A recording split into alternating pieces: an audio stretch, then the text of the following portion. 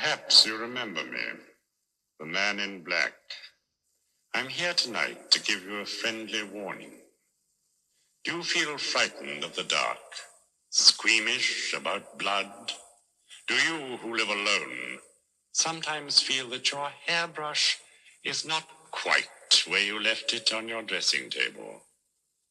If you do, I would strongly advise you, as a friend, to avoid this channel for the next few weeks.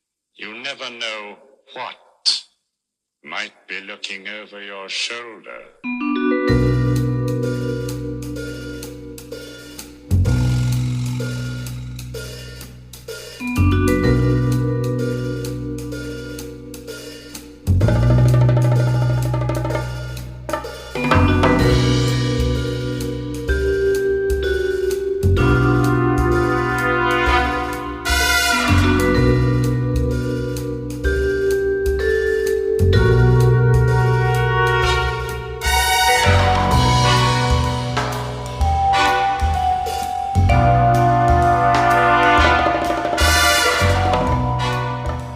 Welcome to episode 35 of the Horror Double Bill, the podcast where each week we pair two movies to create something far greater than the sum of their parts.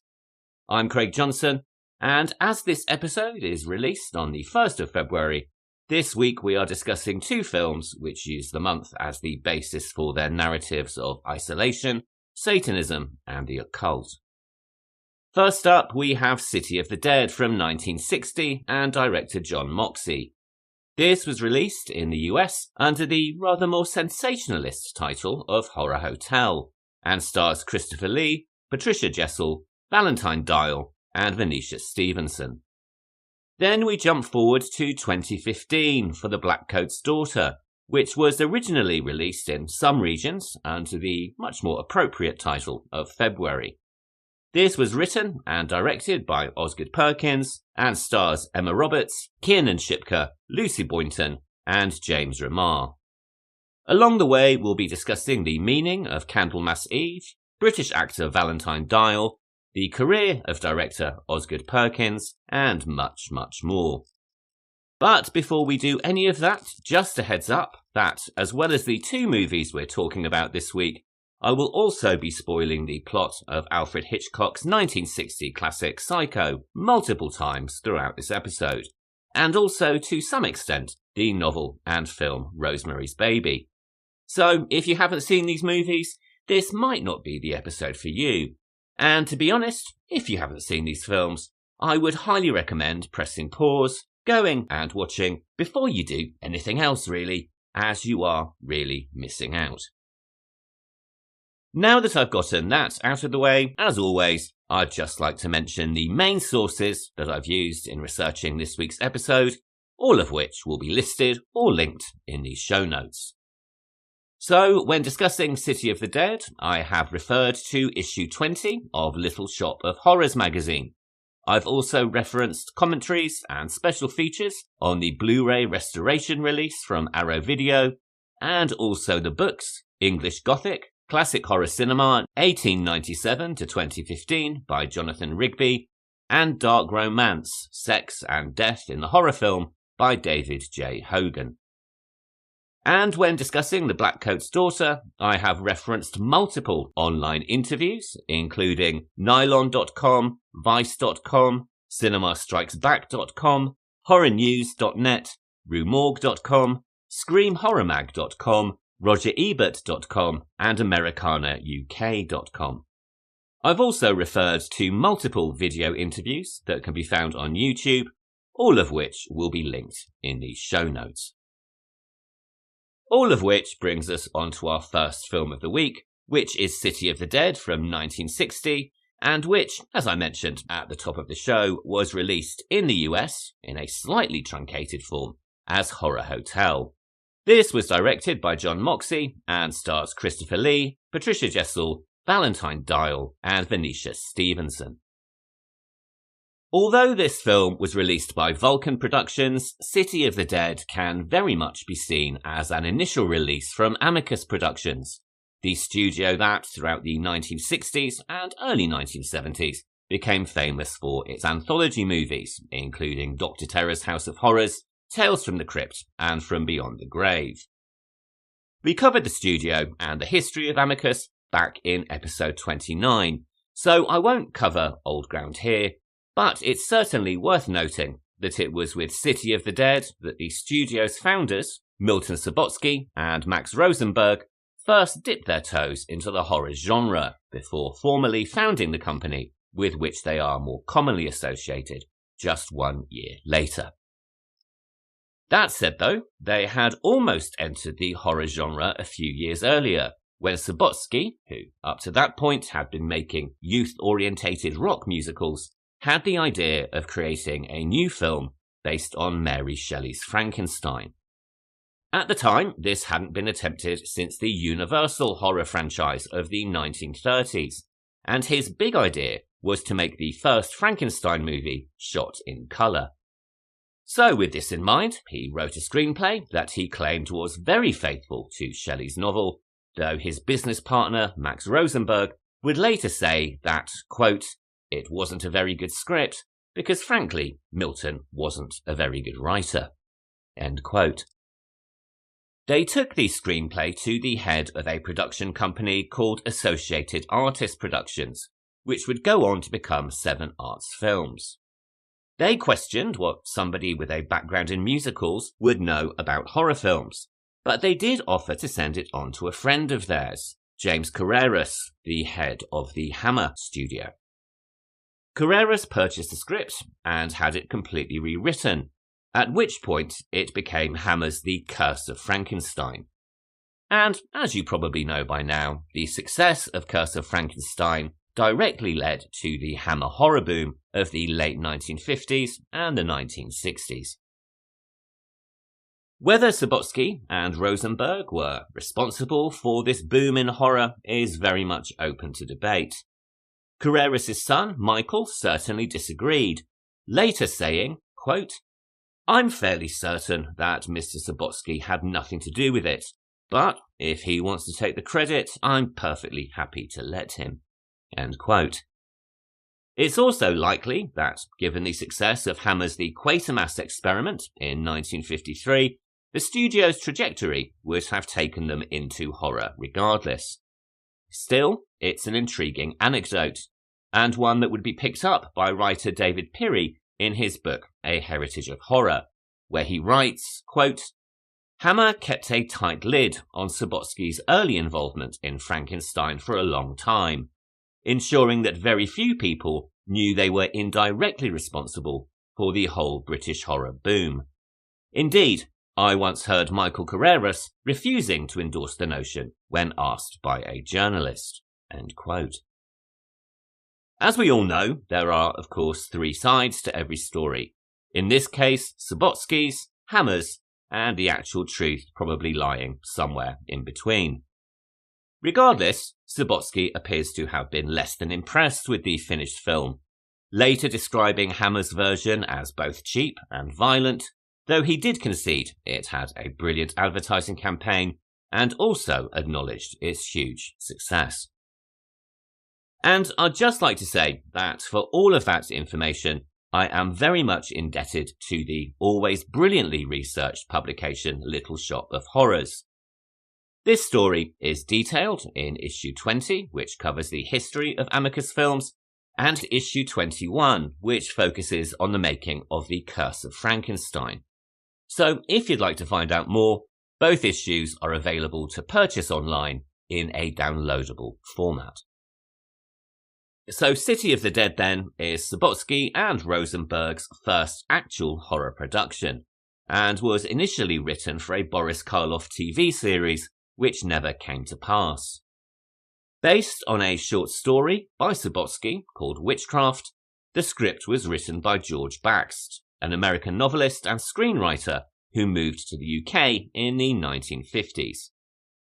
As well as this film, Baxt wrote the screenplay for a handful of horror movies, including Circus of Horrors in 1960 and 1961's Shadow of the Cat, and he was also employed for rewrites on the screenplay for 1962's Night of the Eagle, which we covered back in episode 8. However, he is best remembered as the creator of a gay black police detective called Pharaoh Love, who appeared in a series of novels, beginning with the title A Queer Kind of Death, which was published in 1966.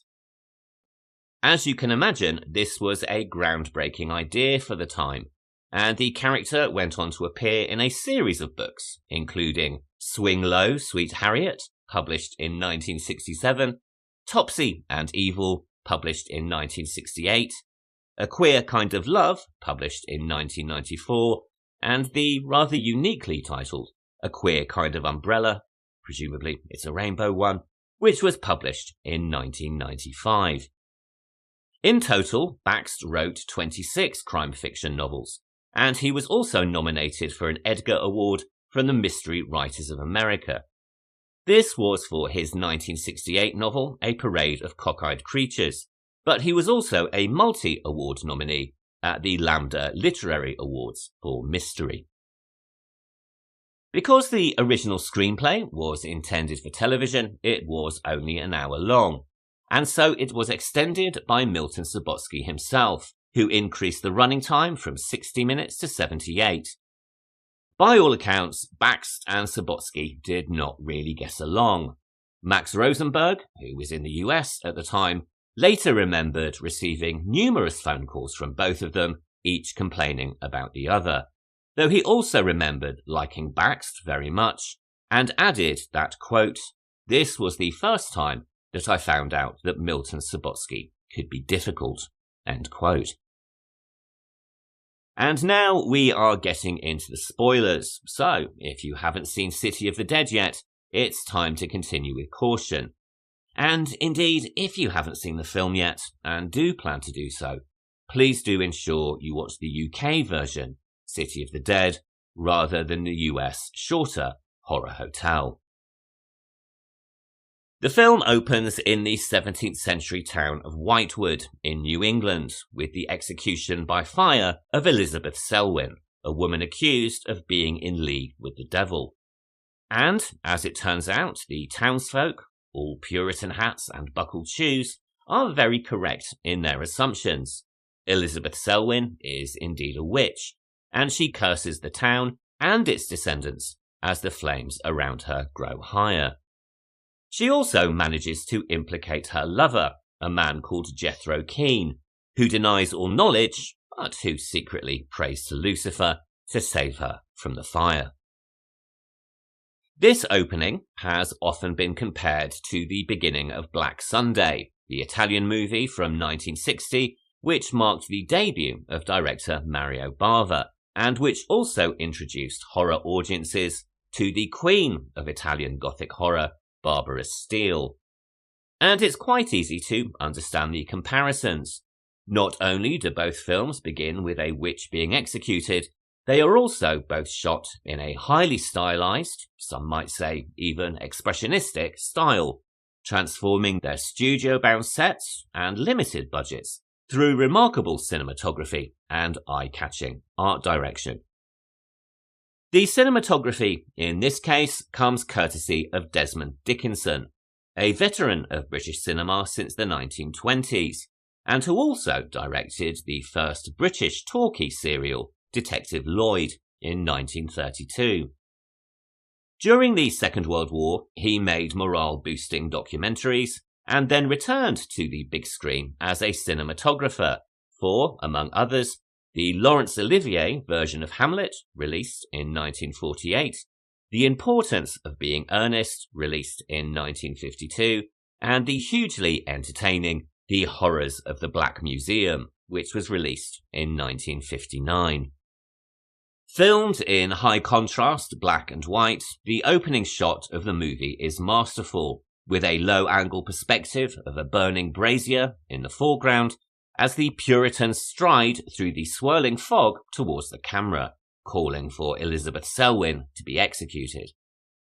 The execution also includes what I can only assume to be a fragment of reverse motion footage, played as Elizabeth struggles against her ropes, and which momentarily achieves the same disorientating effect used by David Lynch in the Red Rooms of Twin Peaks.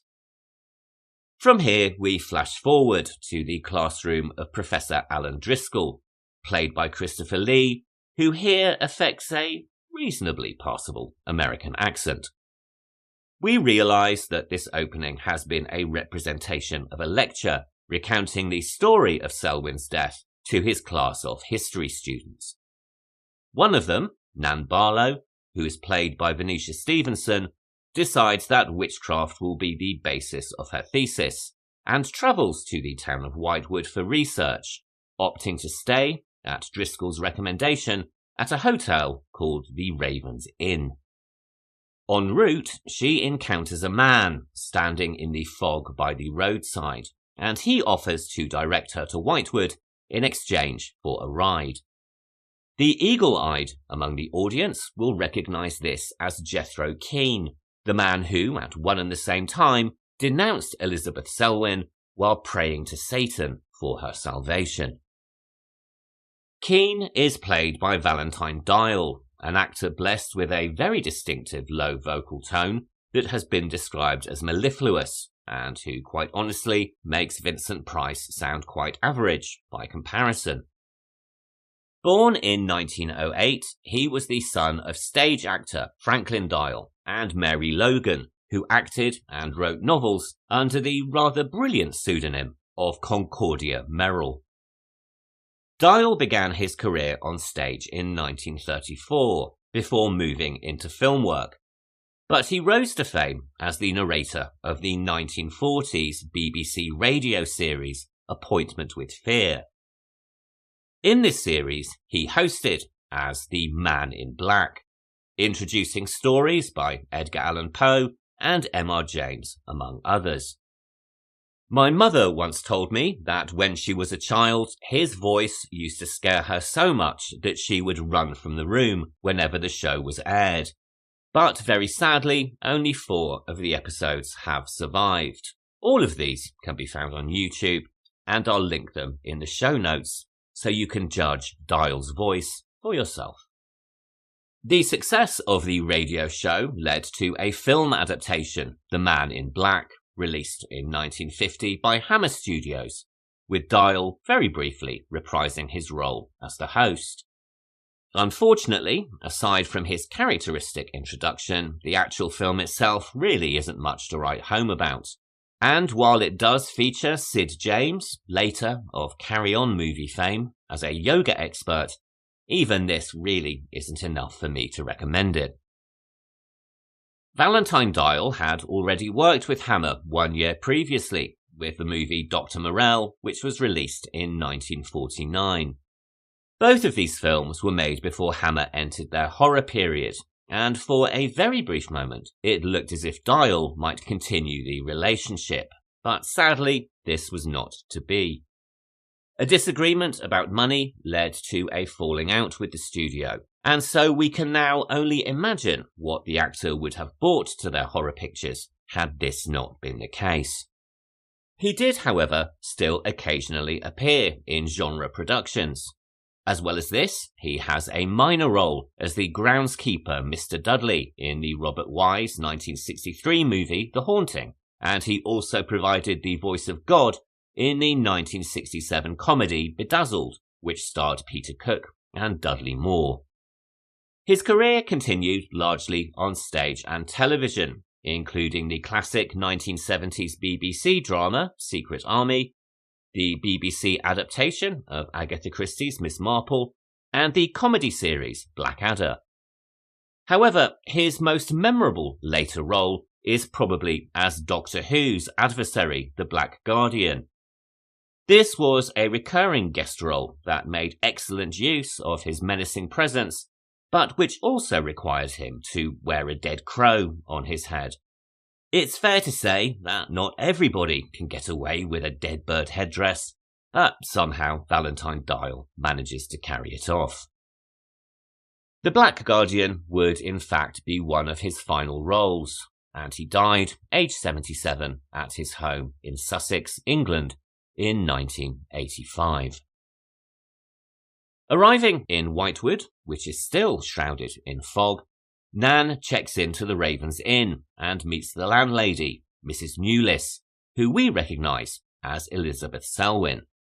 As it turns out, she is not dead after all, and also, it would appear, is rather fond of an anagram, phonetically, if not literally.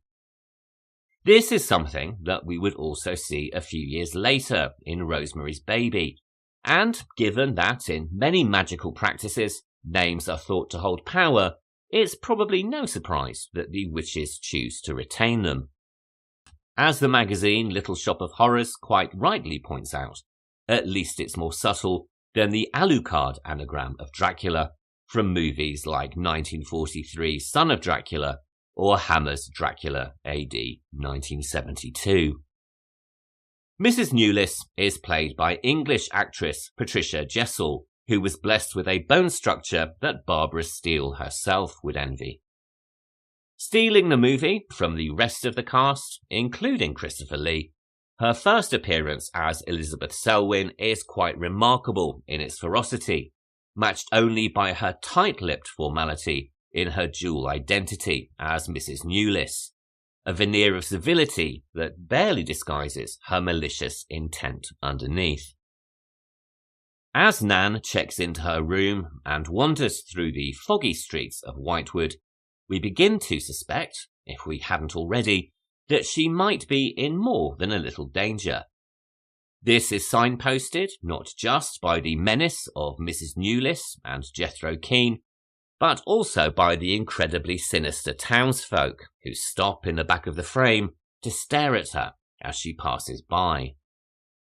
We also soon discover that the date is the 1st of February, or Candlemas Eve, and are told that this date is of particular significance in witchcraft and devil worship.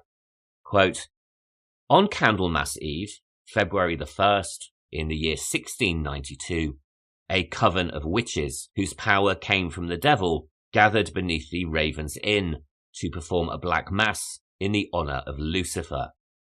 The witch, Elizabeth Selwyn, later to be burned at the stake, marked a young girl for sacrifice by obtaining an object of value belonging to her and with which to call her, and leaving in its place a dead bird and a sprig of woodbine. The witches sacrificed her on the altar and drank her blood at the hour of 13. End quote. Candlemas, or February the 2nd, is a date in the Christian Church that is alternately known as the Feast of the Presentation of Christ in the Temple and the Purification of the Blessed Virgin. The festival marks the light of Christ in the world, and many churches bless candles to mark the occasion, which are then taken home and burned across the year to offer spiritual comfort and also protection.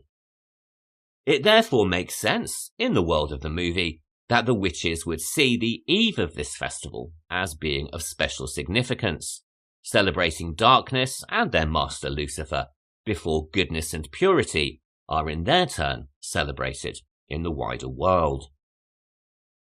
However, February 1st also has other spiritual significance in the real world, though not, I hasten to add, in any way related to the fictional events that occur here.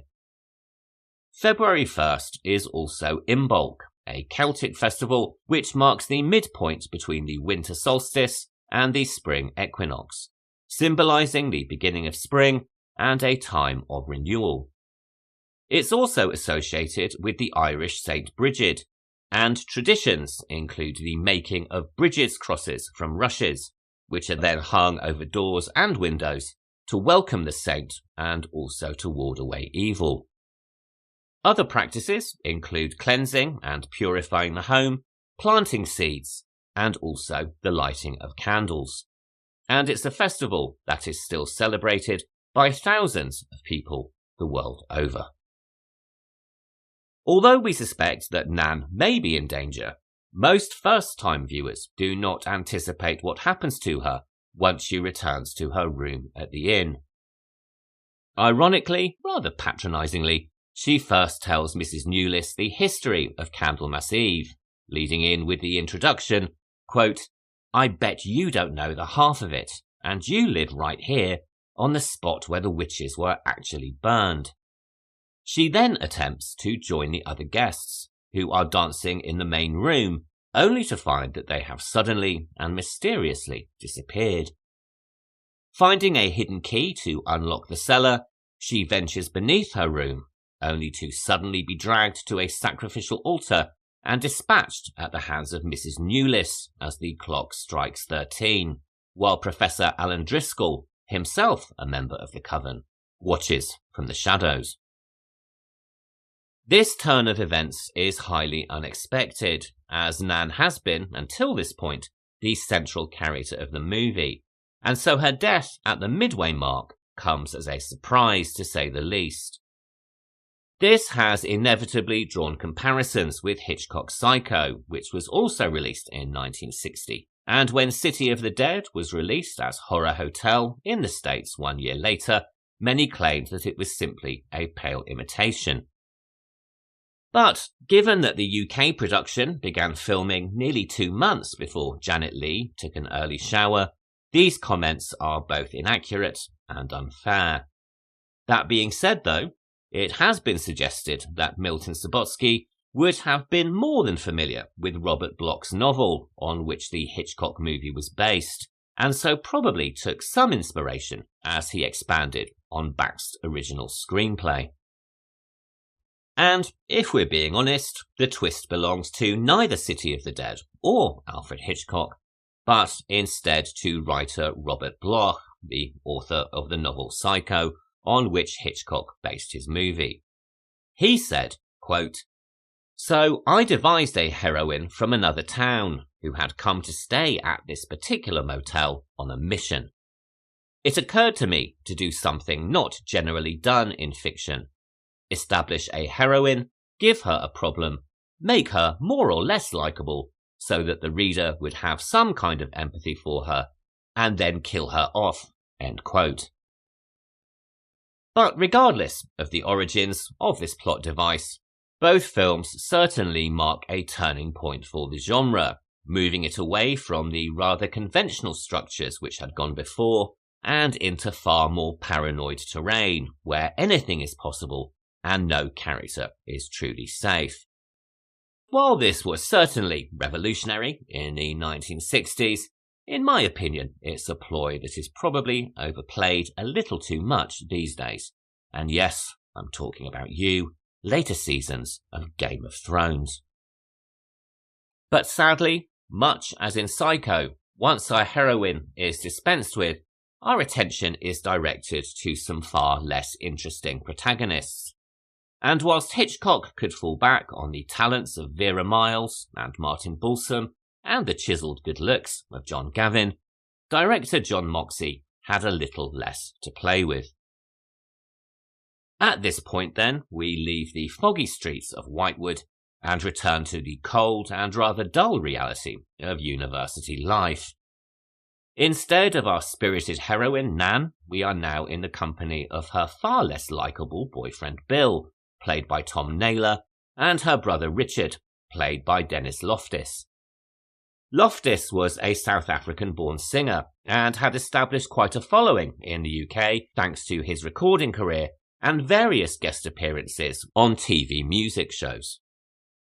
Presumably cast to appeal to a wider and female demographic, his performance is rather stilted, and at times it's rather hard to believe that he is in any way actually worried for his sister, seeming more irritated by her disappearance than he is anything else. Tom Naylor, as Nan's college boyfriend, is similarly out of place, though this impression may be down as much to the boorish nature of his underdeveloped character as it is to his actual performance. Strangely, the cynical boyfriend in a witchcraft movie seems to have been something of a trope of the genre at the time, with a nearly interchangeable character appearing in Night of the Eagle just 2 years later. Our replacement heroine is the minister's daughter, Patricia Russell, and she is played by Betta St. John, an American former child star. St. John is perfectly fine in the role, but in my opinion, her part is rather underwritten, particularly when compared to the spirited and intrepid character of Nan, who we followed closely in the first half of the film. And so personally, my biggest critique of the film is that while the shock twist works brilliantly, the death of Nan Barlow leaves the rest of the movie with very few characters that I can really get behind. Fortunately, we are more than compensated with the excellent direction, atmosphere, and striking imagery once we return to Whitewood. And for this, we have to give thanks to Desmond Dickinson and director John Moxey, here making his feature debut. Having cut his teeth on television and army education movies, Moxey's eye for composition caught the attention of co-producer Donald Taylor, who offered him the opportunity to direct. He may not, by his own admission, have had any input into the script, but the atmosphere is certainly his. The imagery that he creates with Dickinson is what elevates the movie far beyond its £45,000 budget, which would be worth just over £1 million today.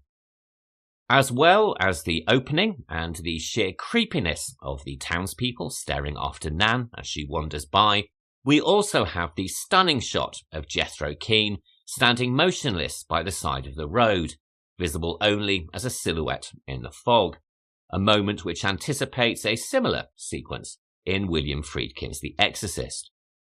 There's also the scene of the coven making their way through the graveyard, the flickering firelight of the Raven's Inn, and the climax in the cemetery, with a mortally wounded Bill struggling with a giant cross in his attempt to destroy the coven. The atmosphere, along with the New England and university settings, has led to comparisons with the work of H.P. Lovecraft, and the film has often been called more Lovecraftian than many official Lovecraft movies. And it's really easy to see why. With its swirling fog, clapboard houses, and incredibly claustrophobic atmosphere, Whitewood feels as if it's adjacent to Lovecraft country, and you can easily imagine that Keziah Mason's witch house is located just off a side street. Christopher Lee himself recalled being struck by these similarities in tone when he first read the screenplay, and I have to say, it feels like a lost opportunity that Moxey was never given the chance to direct a Lovecraft adaptation himself. You can't help but wonder what might have been if he had been offered The Curse of the Crimson Altar in 1968, as opposed to the, in my opinion, far less talented Vernon Sewell. Despite its explicit themes of satanic ritual and human sacrifice, City of the Dead passed through the British Board of Film Censors with relatively few objections. As we discussed back in episode 8, historically the British censors had maintained a rigid moral code and viewed any reference to witchcraft, black magic or Satanism as morally dangerous. And while the appointment of John Trevelyan as the head of the BBFC in 1958 certainly ushered in a slightly more liberal approach, the film's approval as one of the earliest British occult horrors is still rather surprising. On its submission in 1959, the movie was granted an X certificate, and only minor edits were requested, which largely focused around the burning at the stake at the beginning and the final moments depicting Elizabeth Selwyn's charred corpse. In the States, though, it was a different story, with Selwyn's pact with the devil trimmed quite extensively, which rather undermines the narrative. The US distributor also decided to trim some of the more atmospheric moments to speed the pace for the American market. And, as I mentioned at the top of the show, they also renamed it Horror Hotel, a move that neither John Moxey nor Christopher Lee were particularly impressed by. Even less impressive was the tagline grafted onto the posters, which suggested that viewers should ring for doom service, a terrible pun that quite honestly calls for the writers to be sacrificed at the hands of Mrs. Newless and friends. Released in the UK in 1960 and the US in 1961, City of the Dead, or Horror Hotel, opened to mixed to middling reviews in both territories. In the UK, While some recognised its atmosphere and cinematography, others felt it lacked originality. It did, however, still do rather well at the UK box office and went into profit within weeks of its release. In the States, however, critics were far more dismissive, calling it dull and unoriginal, and suggesting that it should be relegated to teenage matinee audiences. Nevertheless, the film did manage to recoup its budget, and whilst it could not be considered a runaway success, it wasn't exactly a failure either. Following City of the Dead, Subotsky and Rosenberg founded Amicus Films, creating a low-budget studio whose output is still very highly regarded today. John Moxey moved to the States, where, on the advice of a numerologist, he changed his name to John Llewellyn Moxey and continued to direct. He worked largely in television, including episodes of Hawaii Five-0, Murder, She Wrote, Miami Vice, Mission Impossible, and also the pilot episode of Charlie's Angels. But in addition to this, he also directed several horror movies for American TV. These include A Taste of Evil in 1971 and Home for the Holidays in 1972. This is a surprisingly creepy Christmas slasher that generated numerous complaints when it aired on TV for being far too frightening. And despite the obvious restrictions of its budget and its TV format, it's still a rather interesting watch. And who knows, we might even cover it for Christmas 2026. But far more significantly than those films, he also directed the Richard Matheson scripted TV movie, The Night Stalker, which aired on ABC as a movie of the week in January 1972. This stars Darren McGavin as a cynical newspaper reporter called Carl Kolchak, who begins to suspect that a serial killer in Las Vegas is in fact a vampire. It's gone on to very deservedly achieve cult status, and its success led first to a sequel in 1973 called The Night Strangler, and then a very short-lived series in 1974 called Kolchak, The Night Stalker, which many people cite as being an influence on the later series, The X-Files. Kolchak the Night Stalker series is, if we're honest, not the best, but I do highly recommend both movies, The Night Stalker and The Night Strangler, not least for Darren McGavin's incredibly engaging performance as Carl Kolchak, but also their genuinely creepy atmosphere. There was an attempt at a revival of the Night Stalker series in 2005, which starred Stuart Townsend and Gabrielle Union, and which was, in a nice circularity, quite clearly itself inspired by the X-Files. It wasn't a great success, and was cancelled after one season, but there is one episode, called What's the Frequency, Kolchak, that, at the time at least, I thought was highly effective. I've recently noticed that all episodes are available on YouTube, so when I get the time, I may well consider a revisit.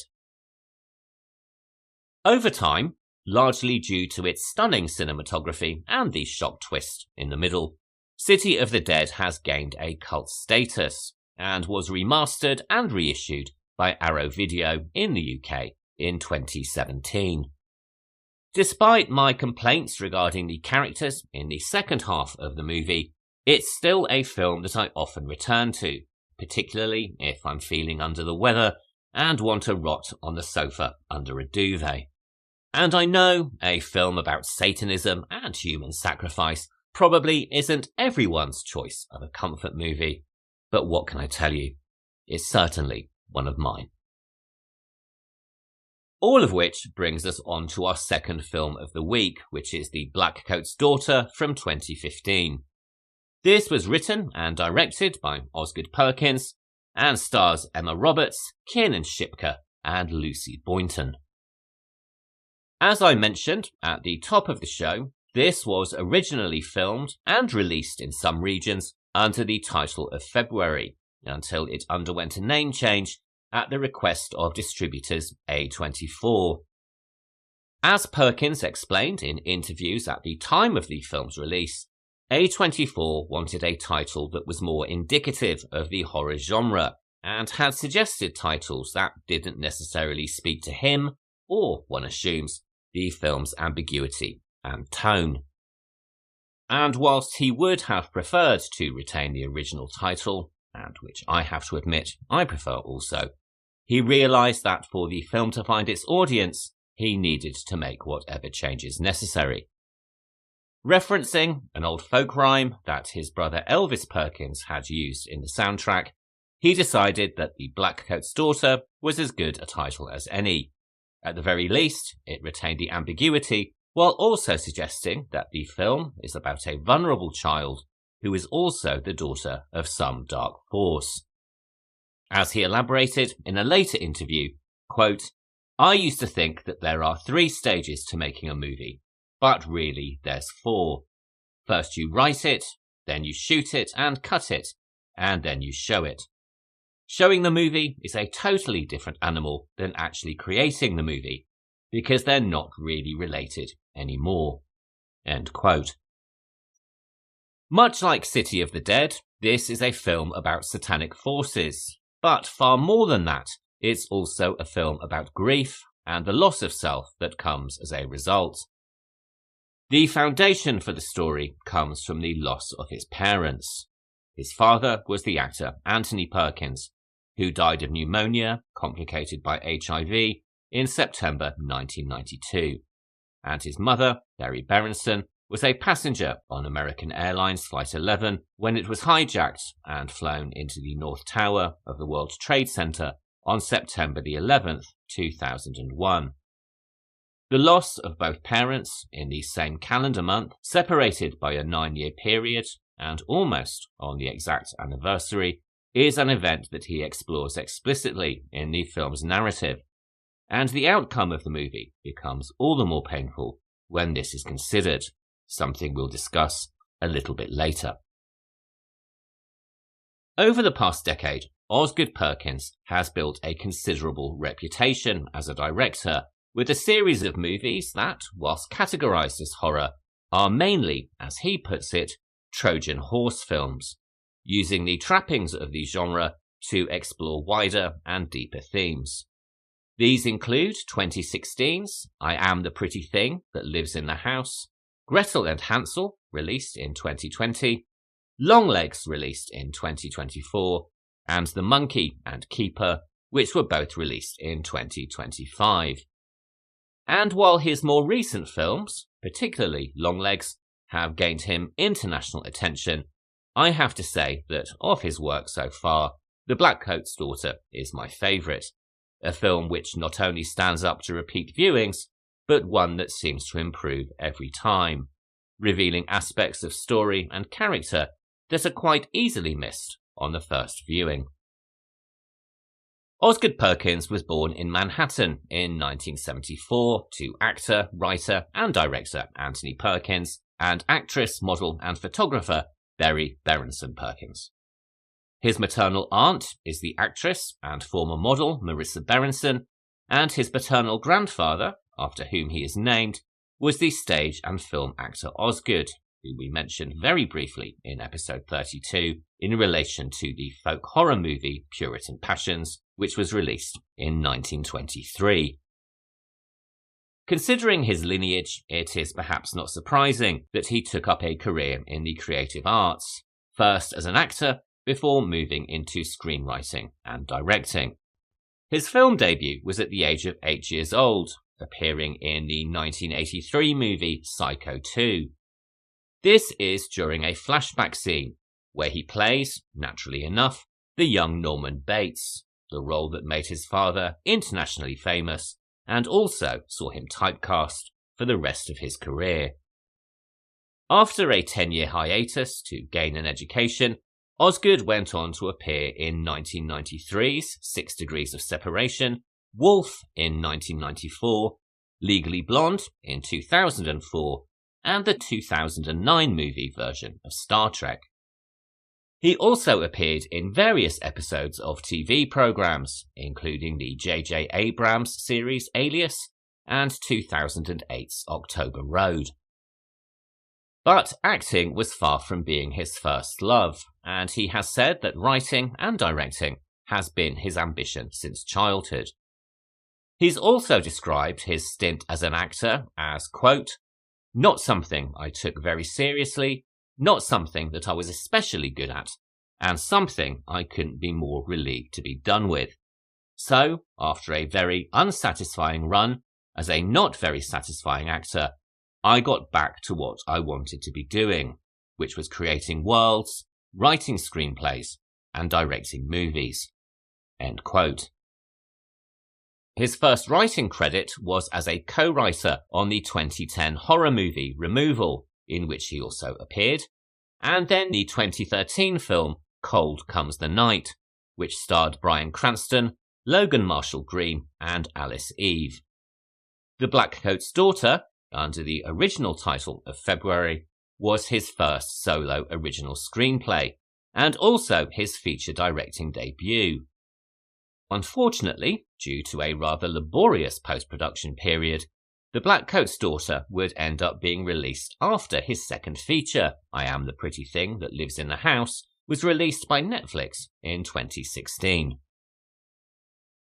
And now we are getting into the spoilers, and there is indeed a lot to spoil with this movie, so if you haven't seen it yet, please proceed with caution, as I am about to reveal the entire plot. The Blackcoat's Daughter tells of two schoolgirls, Catherine, or Cat, and the slightly older Rose, who were students at the Bramford Academy, an isolated Catholic boarding school in upstate New York. And incidentally, the name Bramford is quite possibly a reference to the New York apartment from Rosemary's Baby, a film that Perkins has cited as being an influence. The school has just commenced its midterm break, but while the other students are collected by their parents, both Cat and Rose are left behind. Rose, as we soon discover, suspects that she is pregnant and has deliberately misinformed her parents about the school's closing date so that she can meet with the potential father and tell him their news. However, Cat is not there of her own volition. Her parents have not turned up to collect her, and, as we learn in a very early dream sequence, or possible vision, it is highly likely that they have both been killed in a car accident on the way to collect her.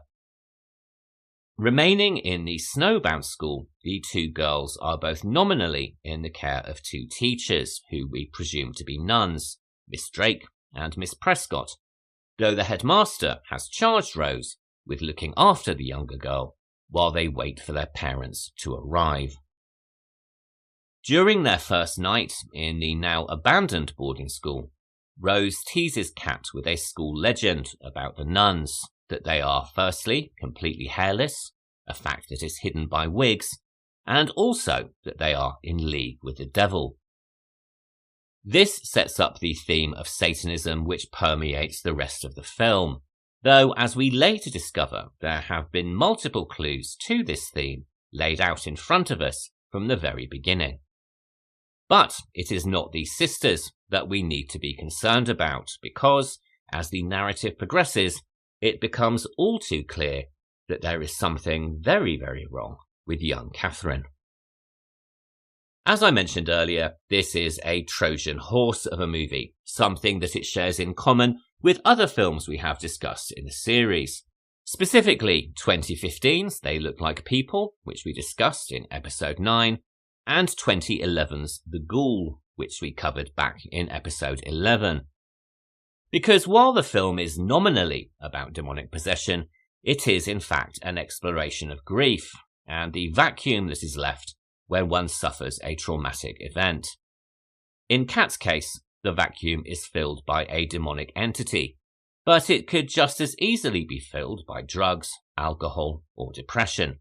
And in fact, demonic possession is just one read of the movie, and one that, over repeated viewings, I have gradually started to lean away from. Certainly, the tropes of possession are all there, including a brief physical contortion and projectile vomiting, but they are handled with far more subtlety and nuance than those to which we have become accustomed since the release of The Exorcist in 1973. In this case, Kat's contortion may be briefly presented to us front and centre on the screen, but it's up to the viewer whether this is literal or metaphorical. The shadowy presence of the demon, revealed to us through flashback, may be a real entity, or it may be hallucination. And the same could be said for the telephone calls she receives that provide her with demonic instructions. And we've seen this device already in at least one of the films that I mentioned earlier.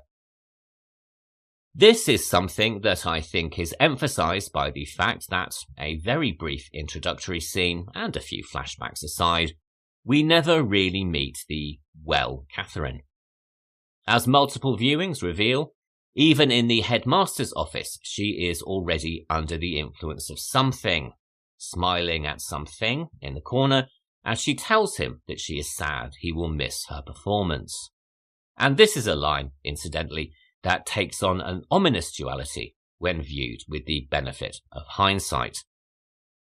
During her piano recital, playing another of Elvis Perkins' compositions, she pauses briefly to glance at two empty seats in the auditorium. We assume on first viewing that she is missing her parents, but once again, on second viewing, we may start to question this interpretation.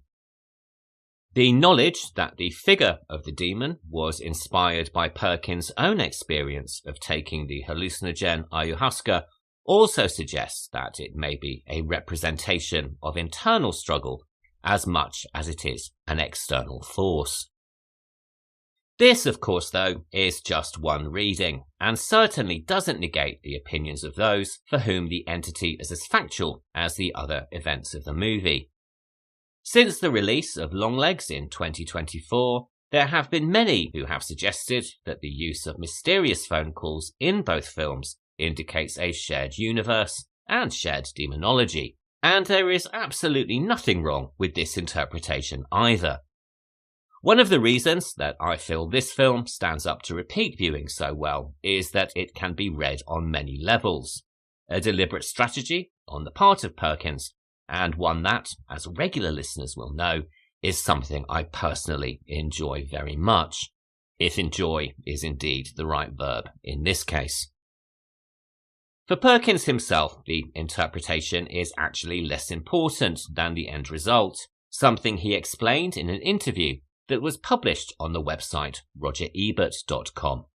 Quote, "What's important is that we are watching this person go through this thing. What the thing is kind of between her and the thing. It's like trying to reach a loved one who is in the throes of a traumatic experience, a breakup, a drug addiction, a death, or something like that. There's no way into it.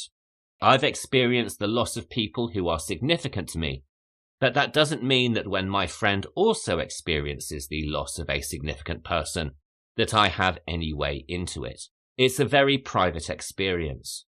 So, whether it is the devil possessing this girl, or whether she is simply not okay anymore, all that matters is that she gets to the end of the road and has nowhere left to go.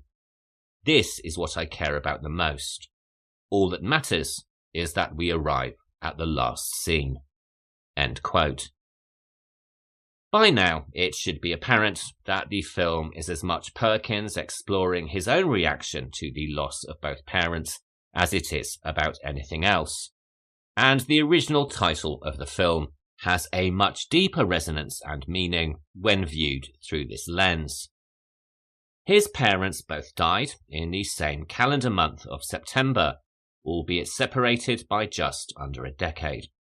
The title of February is not just the period in which the film is set, but also speaks to his belief that a time can also be a location, and that we can revisit a month just as people revisit negative anniversaries. He has said that for him, quote, "To visit the month of September is as potent as visiting a cemetery." So, from that quality of February being the location of the story, I derived the first title. End quote.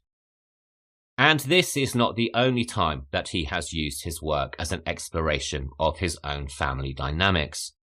He's gone on to say that his follow-up, I Am the Pretty Thing Which Lives in the House, is about reconciling his inability to know his late father and about his search for a posthumous relationship.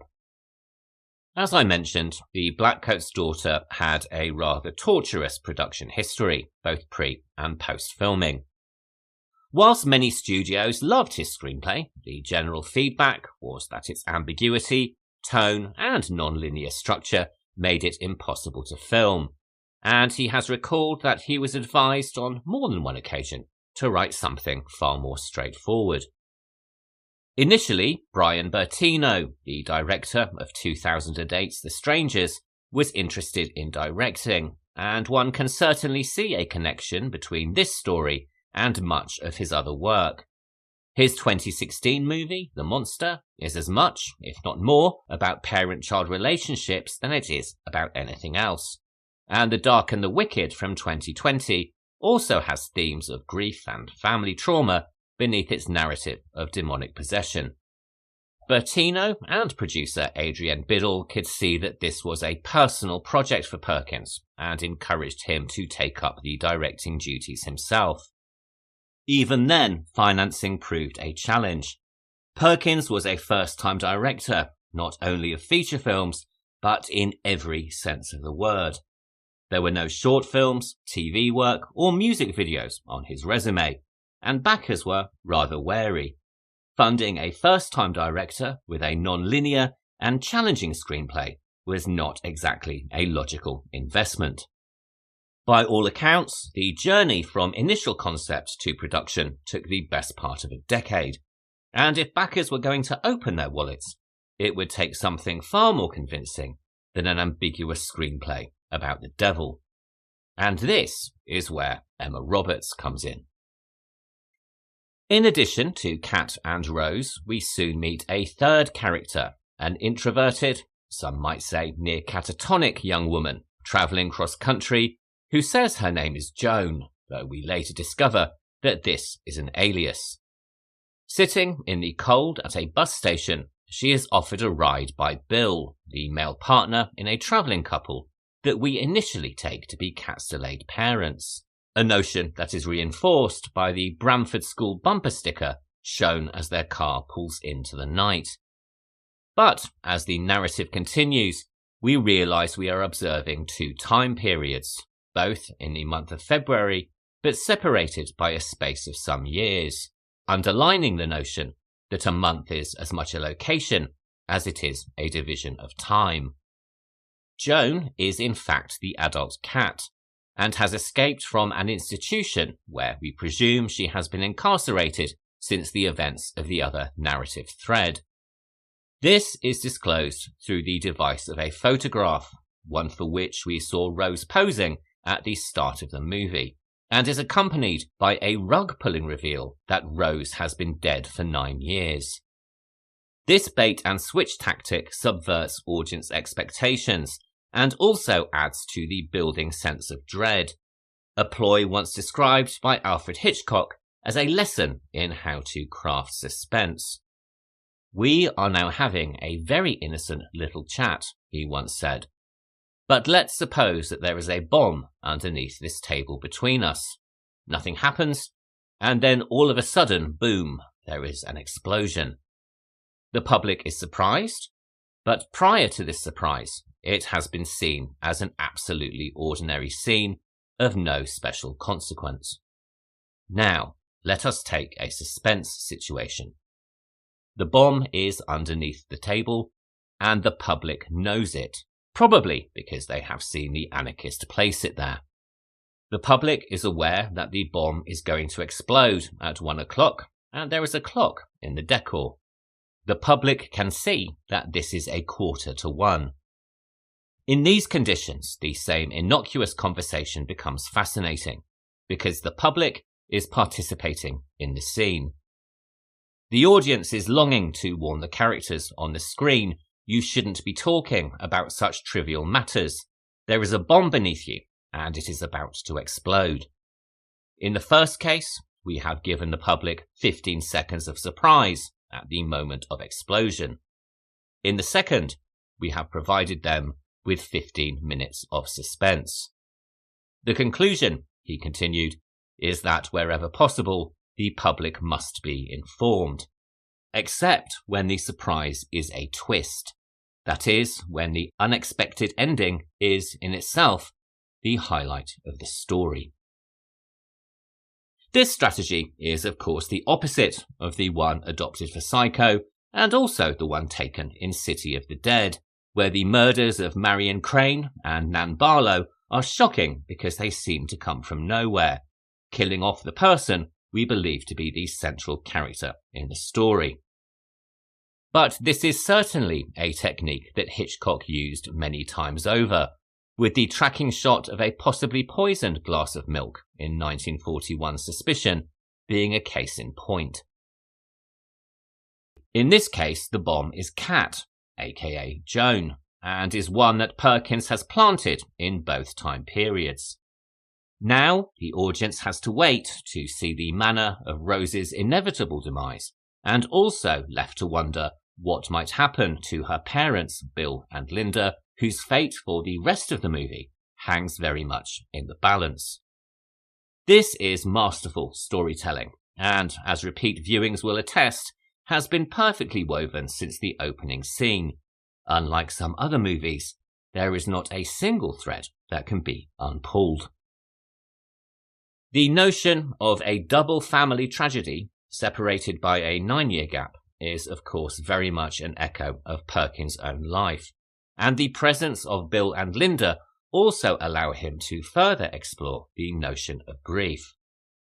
Bill hallucinates echoes of Rose in Perfect Strangers, and has also retreated into religion, both of which tragically become the instruments of his own demise.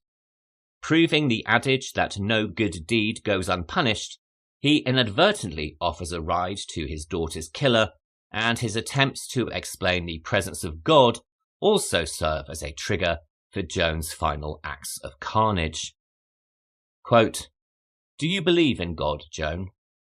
Have you ever tried to look for him? It's strange. People think you look for him in some book, or a church, or a statue, even a candle flame.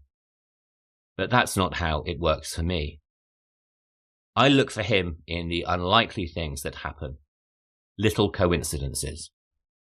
When I saw you sitting at that bus station, you reminded me so much of someone I haven't seen in a long time. And when you said you were going to Portsmouth, well, a coincidence like that, I just can't ignore it. So, strange as it may sound, I guess I saw God in you." End quote.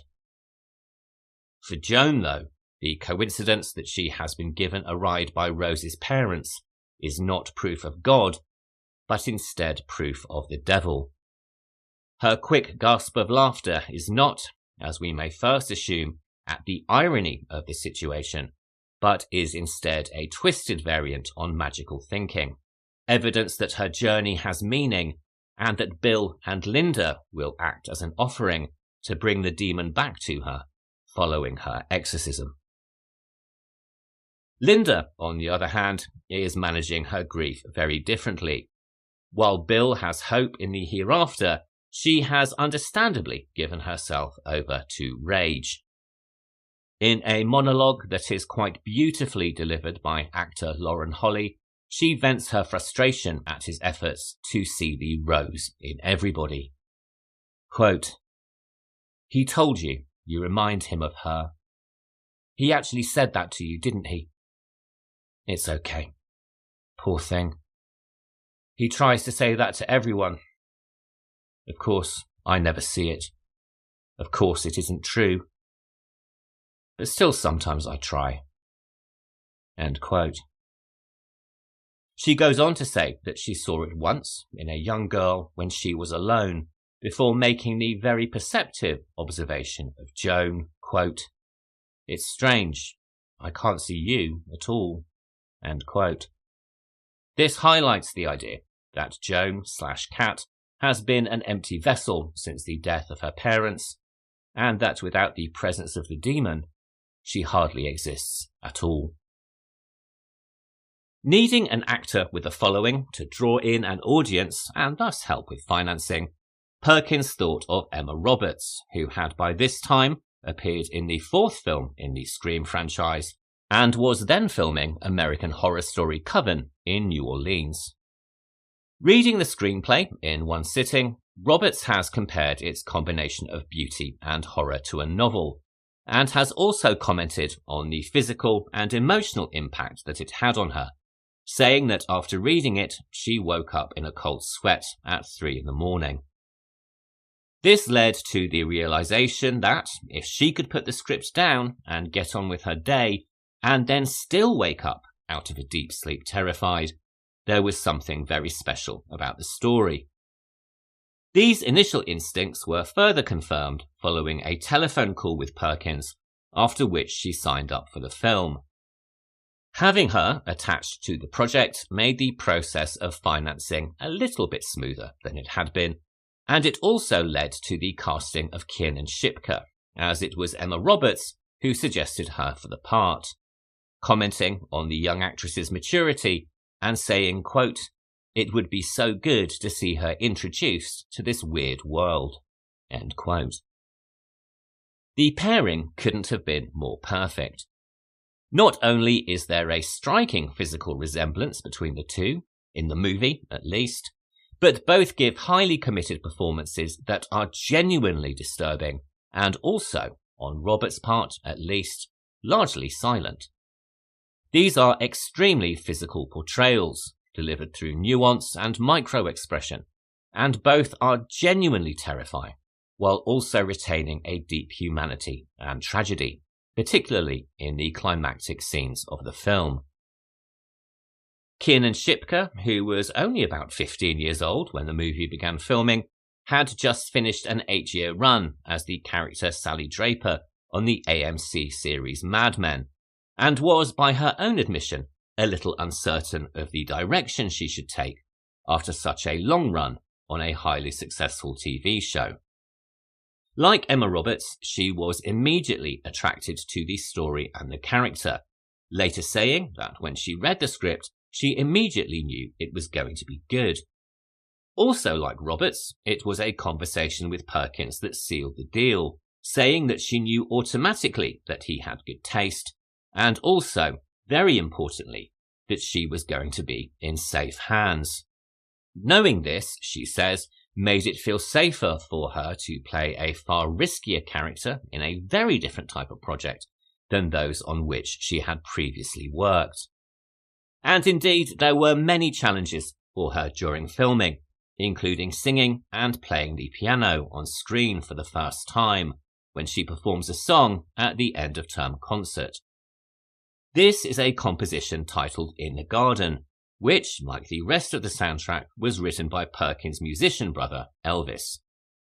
This song, like the one that plays over the closing credits, has a combination of folk, dark melancholy, and also an undertone of horror. Quote, "She wore her hair around her neck, at the foot of the bed where I've been kept. The sea of white roses where lower things crept in the black night. In the garden, behold, the overgrown weeds, and wildflowers swallowed them both, where they moved with their maker to them. Now they're ghosts in the black night."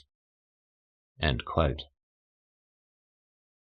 In addition to the musical performance and enacting the shockingly violent murders, there was also the bigger challenge of the character arc across which Kat progresses, from vulnerable to quietly disturbing, and then ultimately genuinely unhinged. Wisely, this is played through subtlety and nuance, a far more effective choice than the over-the-top insanity that we often see in films and from performers of, dare I say it, a lesser quality. Her sly smile and quiet delivery of the line when she informs Rose that she has had her chance is loaded with menace, and it's no wonder that the older girl barricades her room with a chest of drawers shortly afterwards. Kat's look of contempt as the sisters say grace is also supremely performed, only capped off by the subsequent moment when she calls one of the nuns a cunt, also beautifully underplayed and all the more disturbing because of it. Shipka has said that there are qualities about Kat that make people uneasy, which is nothing if not an understatement. Going on to say, quote, "She has a sense that she's not alone with herself, and I had to transition into that feeling. The challenge was that we shot everything out of order, so it was a matter of figuring out what part of her arc she was in at any given moment." End quote. I think it's fair to say that she more than met that challenge. The third character, Rose, is played by the English actress Lucy Boynton, who, like hundreds of other hopefuls, submitted a video reel through the casting process. Perkins has described viewing hundreds of such videos until reaching Lucy's, at which point he says he realised he was watching Rose directly before him on the screen. The two had a Skype call, and after hearing the direction and the tone that Perkins wanted to apply to the film, and also the films that inspired him, she was immediately desperate to be signed on and to be a part of the project. Boynton has said that what really impressed her with the script was that it was at once a horror film and not a horror film, and that whilst it has everything you would want in a genre movie, it is also a devastating story. She has also recounted that reading the script was similar to the actual climax of the picture, where you are just left on the brink, and then there's nothing. Osgood Perkins' inspirations for the film included Rosemary's Baby, Don't Look Now, The Shining, Let the Right One In, and Carrie. And Boynton, who has confessed to not being a fan of the genre as she finds horror too scary, watched all of these as part of her preparation. She and Keenan Shipka also deliberately spent as little time together on the set as possible, a strategy that she says helped enormously because instead of getting to know her co-star, who she describes as sweet and light and charismatic, she knew her only as her character, adding to the sense of isolation that permeates the film. Much like Kat, Rose goes on a journey across the narrative, beginning as self-contained and removed from her peer group until the events of the story bring her out of herself. Her reaction when Kat curses at the nun feels incredibly genuine, as is her relief when she discovers that she is in fact not pregnant. All of these elements very much humanize a character who at the start of the film seems very much the stereotypical bad girl, but who, beneath all the bravado, is incredibly vulnerable, as shown in a flashback when her mask quite literally slips after her school portrait is taken. Though we know in advance that Rose is going to be murdered, when the moment comes it is both shocking and hurtful, much like the death of Marion Crane. We have grown to like Rose very much, and to see her stabbed so brutally is a gut-wrenching moment. That the viewer experiences a sudden sensation of grief is of course the director's intent, due both to the nature of the act itself, but also due to the contrast in tone with the rest of the film, which might have its fair share of dread, but, up to the last 15 minutes, has little to no violence. This is something that he explained in a later interview, saying that he wanted to stay away from brutality, and that while there may be events in the film that are challenging to watch, he wanted to make those moments what he called as earned as possible. Quote, "If the experience is one of sadness and grief, then the moments that cause that sadness and grief, the death of a certain character, I want that to be really impactful once, as opposed to wall-to-wall brutality." End quote. The film was shot, appropriately enough, in February 2015, outside Ottawa in Canada, on location at an agricultural college. Conveniently, the college had a dramatically reduced student body, with some 20 or 30 students there at the time of filming, which gave the production a wide range of empty spaces to act as Bramford Academy. This also moved the film away from the Gothic associations of a traditional Victorian building and towards something that Perkins has described as a genuinely scary location, utilitarian, featureless, and in fact the kind of school that is seen all too often on the news following a shooting tragedy. Filming took place in sub-zero temperatures during the coldest recorded February in 4 decades. This proved challenging for all of the cast and crew, but particularly for Emma Roberts, whose character is barely dressed for winter, and who also had to endure stage blood which literally froze on her face. For Keenan Shipka, however, the weather was an asset. She has said that, as an LA native, experiencing a real winter helped her access a greater sense of reality and emotional truth. Ultimately, she said, the cold helped her enormously because it made her want to cry more.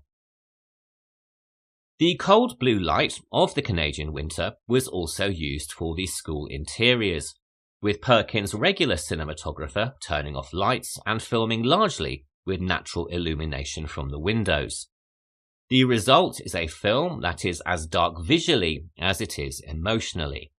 Now, if I'm honest, my sole complaint about the movie, and this is a very minor one, is that at points it feels almost a little too dark, and I did find myself, once or twice, wishing they had switched a couple of lamps on.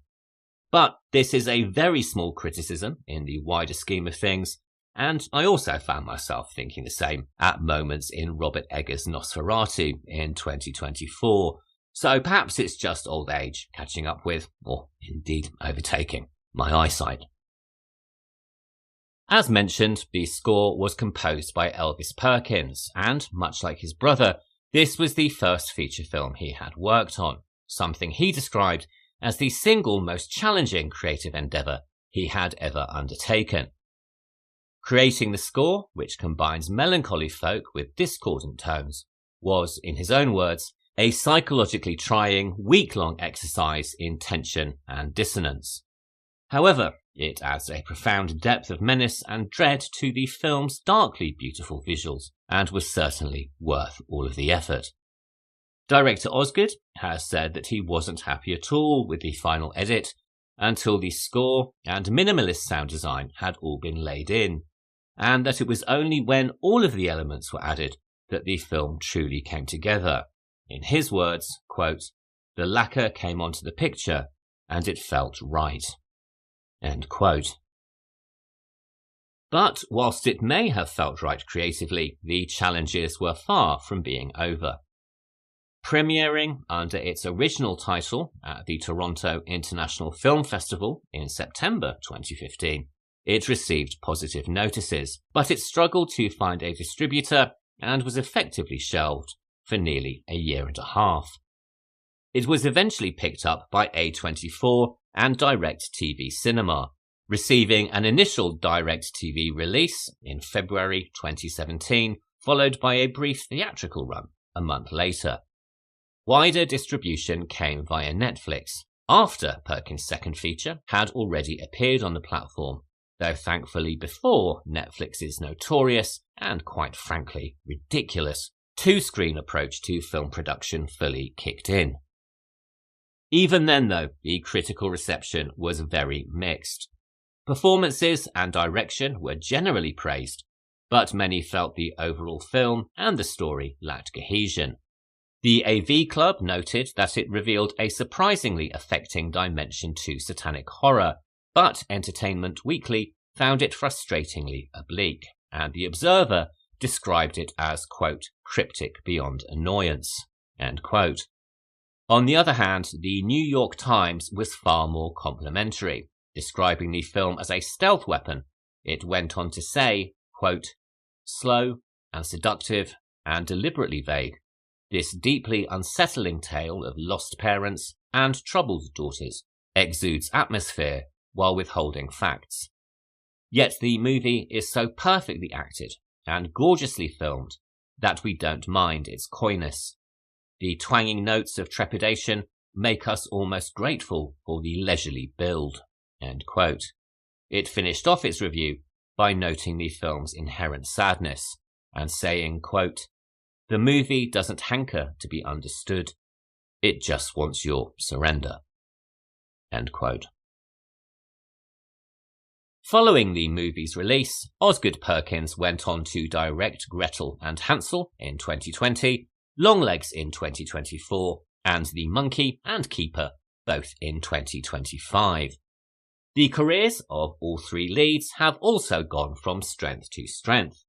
Lucy Boynton appeared in Perkins' 2016 film I Am the Pretty Thing That Lives in the House, as well as the 2017 version of Murder on the Orient Express. She also starred in the 2018 folk horror Apostle, Bohemian Rhapsody, also in 2018, and The Pale Blue Eye in 2020, to name just a few of her projects. In 2025, she played Ruth Ellis, the last woman to be hanged in England, in the drama series A Cruel Love, and her latest film, the comedy drama See You When I See You, is due for release in 2026. Emma Roberts starred in the TV series Scream Queens and numerous iterations of the series American Horror Story. She also appeared in multiple film projects, including 2018's Billionaire Boys Club, The Hunt in 2020, and 2024's Space Cadet. As of the time of recording, she currently has 6 projects in pre-production. Keenan Shipka appeared in Feud, Betty and Joan, and then took the title role in the Netflix series The Chilling Adventures of Sabrina. This was a show that, in my opinion, had a fantastic first season, with more Easter eggs than I could keep up with, but which suffered from a dramatic change and downshift in tone in seasons 2 and 3. But then again, I wasn't really the target demographic, so what the hell do I know? She also appeared in multiple TV and film projects, including the sci-fi horror The Silence in 2019, the hugely enjoyable time traveller slasher movie Totally Killer in 2023, and then Longlegs, Twisters, and The Last Showgirl, all in 2024. She's currently appearing in the phenomenally popular TV series Industry. I will leave the final words of this section to Osgood Perkins himself, taken from an interview conducted at the time of the film's Toronto premiere. Quote, "What horror movies can be at their best is very stylish, very chancy, very emotional, and they deal with what's hidden. They deal with what we don't know. They deal with what we don't see.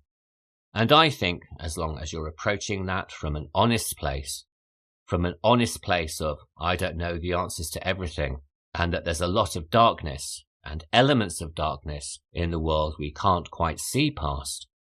When you keep that in your mind at all times, and that's how you design the experience of your movie, there's a lot of latitude." End quote. City of the Dead and The Blackcoat's Daughter are both, of course, films set in February, and both explore themes of Satanism, albeit in very different ways. The first is a far more conventional horror story, featuring a coven of Satanists and an almost Lovecraftian atmosphere, while the second is a mournful and deeply affecting meditation on grief and loss, with the presence of a demonic entity which may or may not actually be there. Both films trap their characters in isolated settings, though while the first uses its studio-bound setting as a stylized asset, the second opts for location shooting and natural light. Both, in their own ways, pull the rug from under the viewer at the midway mark, subverting audience expectations with the disposal of a nominal heroine in the first, and the reveal of dual timelines in the second.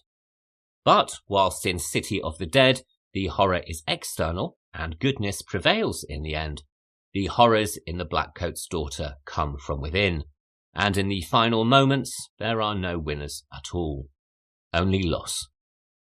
Together they represent the shift in the vocabulary and style of the genre over the intervening 55-year period.